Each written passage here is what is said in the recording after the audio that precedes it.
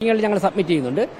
അത് കഴിഞ്ഞ് എഗ്രിമെന്റ് വയ്ക്കുന്നതോടുകൂടി ആദ്യ ഘട്ടം കൊടുക്കാൻ പറ്റും. ഈ 2000 പേർക്കും ഒരുമിച്ച് തന്നെ കൊടുക്കാനുള്ള ക്യാഷ് തയ്യാറാണ്, അതിന് ബുദ്ധിമുട്ടില്ല.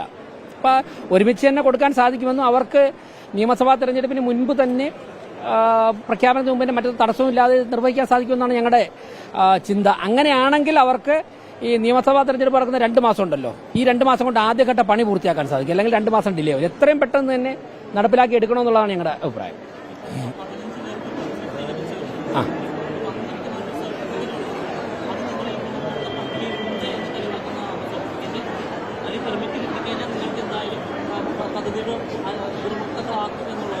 അതായത് ഇവരെല്ലാവരും തന്നെ സ്ഥലം ലഭിച്ചവരാണ്. ഇവരുടെ ലിസ്റ്റ് കോർപ്പറേഷൻ ഓഫീസിലുണ്ട്.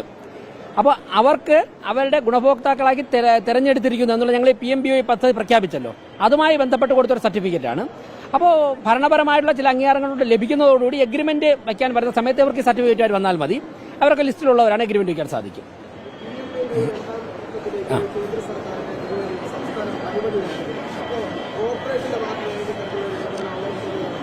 ഞങ്ങൾ രാഷ്ട്രീയമായി പരമാവധി ഇടപെടലുകൾ കിട്ടുന്ന വേദികളിലും മന്ത്രിമാരെ കാണുമ്പോഴൊക്കെ തന്നെ രേഖാമൂലം അല്ലാതെ ഞങ്ങൾ ആവശ്യപ്പെടുന്നുണ്ട്. ഞങ്ങളൊക്കെ തന്നെ ഈ നിൽക്കുന്ന കോർപ്പറേഷനിലെ 50 കൌൺസിലർമാരും ബഹുമാനപ്പെട്ട കേന്ദ്ര നഗരവികസന വകുപ്പ് മന്ത്രി ശ്രീ മനോഹർലാൽ ഖട്ടാർജിയുമായിട്ട് 2 മണിക്കൂർ ഞങ്ങൾ ഡൽഹിയിലുണ്ടായിരുന്നു. ആ സമയം ഞങ്ങളൊക്കെ തന്നെ അദ്ദേഹത്തോട് ആവശ്യപ്പെട്ട് സംസ്ഥാന സർക്കാരിനോട് ഇക്കാര്യം ചെയ്യണമെന്ന് കേന്ദ്രത്തിന് ആവശ്യപ്പെട്ടു. അപ്പോൾ അദ്ദേഹം പറഞ്ഞത് പലതവണയും സംസ്ഥാന സർക്കാരിനോട് ആവശ്യപ്പെട്ടു, സാധിച്ചില്ല. ഇനി നിങ്ങൾ പോയി നിങ്ങളുടെ രീതിയിൽ ശ്രമിച്ചു നോക്കൂ. ഞങ്ങൾ പരമാവധി ശ്രമിക്കുന്നുണ്ട്. പക്ഷേ സംസ്ഥാന സർക്കാർ കേന്ദ്രം പ്രഖ്യാപിച്ച ഒരു പദ്ധതിയിൽ ഒപ്പിടാൻ വേണ്ടി ഞങ്ങൾ തയ്യാറല്ലെന്ന് പിടിവാശി നടത്തുന്നതിലൂടെ ലക്ഷക്കണക്കിന് വരുന്ന സാധാരണക്കാർക്കാണ് വീട് വയ്ക്കുവാനുള്ള അവകാശവും അവസരവും നിഷേധിക്കപ്പെടുന്നത്. പലരും മരണപ്പെട്ടു പോയി. ഇപ്പോൾ ഞാൻ ചോദിച്ചപ്പോൾ തന്നെ നിങ്ങൾ കണ്ടില്ലേ എത്ര പാവപ്പെട്ട ആൾക്കാരെ കൈ ഉയർത്തിയത്. ഇവരൊക്കെ തന്നെ 2, 3, 4 തവണ കഴിഞ്ഞ 2 മാസത്തിനുൾപ്പെടെ മേയറുടെ ചേംബറിലേക്ക് കടന്നു വന്നവരാണ്. അപ്പോൾ ഞങ്ങൾ പരിശോധിച്ചപ്പോൾ കേന്ദ്ര സർക്കാരിന്റെ ഇതിനുള്ള വിഹിതം മാറ്റിവെച്ചിട്ടുണ്ട്, പണമുണ്ട്. സംസ്ഥാന സർക്കാരിന്റെ കയ്യിൽ ഇതിനുള്ള വിഹിതം മാറ്റിവെച്ചിട്ടുണ്ട്, അവിടെയും പൈസ ഉണ്ട്.